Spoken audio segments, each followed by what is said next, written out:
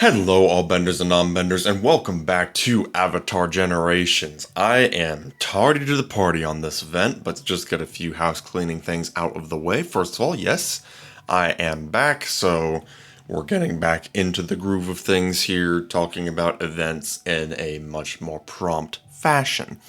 So, look forward to that. One more thing.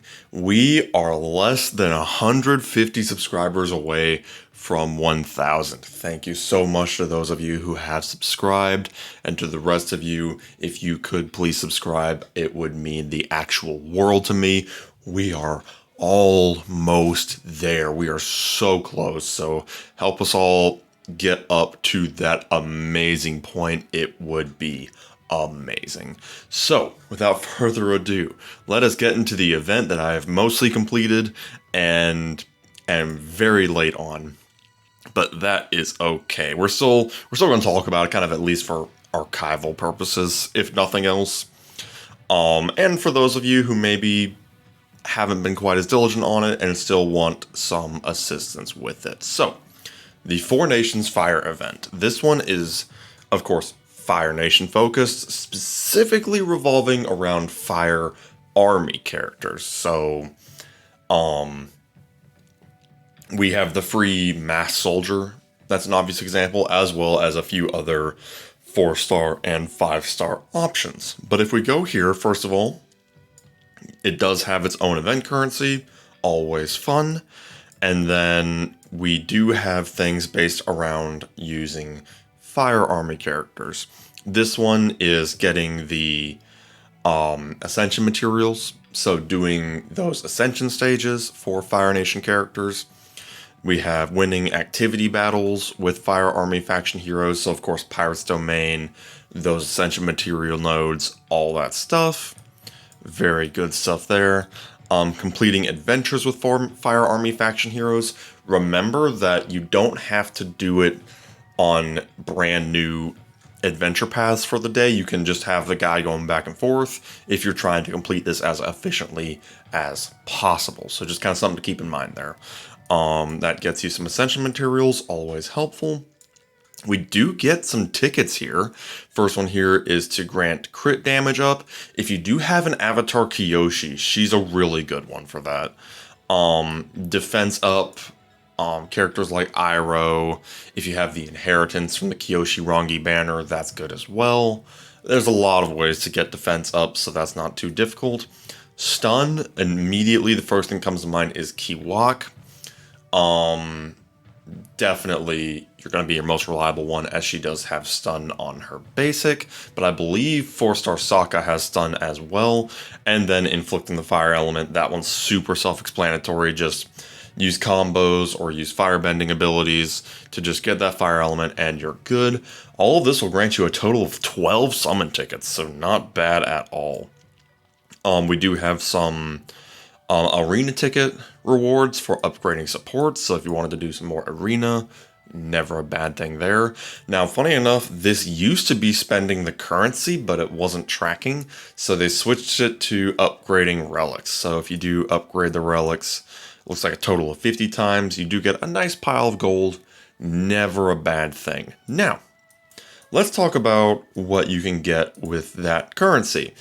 I have everything locked, but that's okay because I already got it all. So, oh well. The most valuable thing here is that you can get, I believe it was up to 10 Peace Chaos Summon tickets. By far the priority here. Peace Chaos Summon tickets, always helpful, never a bad thing. Coming in a very close second, I believe you can get up to 400 Nature Stones with 12 of the currency. So, again, more summons or whatever else you might use Nature Stones for. Yeah, great stuff. These two items alone already make this event pretty dang good. So the next priority I'd say is probably get the Komodo Rhino.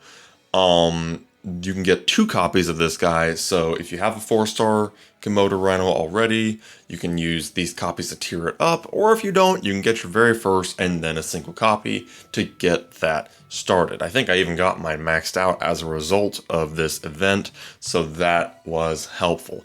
Now, the next thing is we do actually have 2 free 4-star characters. The Mounted Soldier, a mind character, and the Spear Soldier, a defense character. If you're running behind on this event, I wouldn't stress about it too much. You can get 1 copy if you needed. You can get all 6 copies, which I have. But if you only have the time to get 1 copy, don't stress too much about it. These guys are not a lot. They successfully exist, and that's about it. Maybe one day they'll get a buff, but I don't foresee that happening in the near future. They're just kind of there to fill out the Fire Army roster. That's really their only purpose. From there, you do get a nice pile of energy and some art essence. Nice and simple, good quality of life stuff for the game. Always helpful. Now, before we do move on, of course, we do want to check the summon shop here. For the featured, we do have the Messenger Hawk. This guy's actually pretty decent because he increases the speed of fire element heroes. And if you do have a lot of duplicate coins, I do not, but if you do have a lot of them, you could even get this guy just straight up maxed out. Not bad, honestly. If you are running a Fire Nation team in PvE, I don't think there's a good Fire Nation team in PvE at the moment, but I could be wrong about that. This can serve you well. And then, of course, the Masked Soldier. Once again, not anything to write home about. He really does just fill out the roster. But yeah, so that's what we've got here. I already blew my stuff on the Sheer Shoe Darts and the Air Nomad Glider, but that is okay. Now, of course, the biggie of any event is checking out the new banner. Now, this is a little bit different from previous Four Nations banners because it actually has 4 characters in it. We do have Monkey as a Fire Nation character. With his basic here, he does have 3 separate hits of empowering damage, which means it does increases damage if he has buffs. It's not an AoE. It will randomly attack 3 times, prioritizing the front, left side, and right side. So if the front line is down and the back line is exposed, he's going to prioritize the left side and right side before he prioritizes the back line. Just kind of something to keep in mind there. And then he has a chance to decrease some turn bar, and it cannot be countered. And then Fearsome Flame deals damage to all enemies and enters a fearsome state for 2 turns to lower the defense of all enemies by 15%. Always helpful. And then this guy is immune to all immobilizing effects. If I'm correct, that would be things like knockdown. And then he gains increased speed and increased attack for 2 turns when you enter a fearsome state. So just some stat buffs there. I have no experience with this guy, but I have heard he is decent. Commander Zhao, they keep buffing him, and maybe he's at a point where he's decent. I don't know. I don't give this man the time of day, so I won't. Iroh, of course, still an extremely powerful arena character, a fantastic PvE character. He has withstood the test of time very well. Absolutely still usable. Pretty much the only thing that holds this guy back is that he is a free character, so you don't necessarily need to summon on anything to get your 1 copy of him. Just kind of something to keep in mind there. And then, of course, Komodo Rider Zuko. While he has been knocked off his high perch in the latest update that really adjusted how defense is calculated, he is still an exceptionally good, basically like A-tier unit in my opinion. Just to briefly go over him, he does do damage based on his defensive stats. He does get some healing, and he even gets even more damage scaling based on the target's HP and defensive stats. So he can actually do some decent damage with this. And then, of course, his advanced is a taunt AoE, so he attacks all the enemies, scaling on defense, and then taunts them for the next 3 hits. Very, very useful. Like I said, even though he's fallen off of his perch a little bit since the latest update, he is still a fantastic character and one that will not let you down. Mostly because in addition to all of that, he gets some serious damage reduction, 30% at skill level 1 for 2 turns, and then returns it back as additional damage to all enemies. He actually puts out some numbers even now, so something to keep in mind there. And then as usual, these 4 nation events usually do have an exclusive relic. In this case, that's being the Fire Lord's Throne, usable on Firebender characters. Increases damage dealt by 3%, obviously going up on skill ups, for each fire element ally at the start of the battle. So basically, it is just a straight up damage boost to Fire Nation characters. That's pretty much it. Yeah, very simple. You cannot go wrong with that. However, I cannot in good conscience really recommend this event. First of all, having the 1% rate split up between 4 characters is painful on its own. Iroh is good, but you do get the freebie. I can't say much about this guy, but I have heard he's decent. Zuko is, of course, very good, but has fallen off of his PvP perch a little bit. And then Zhao is...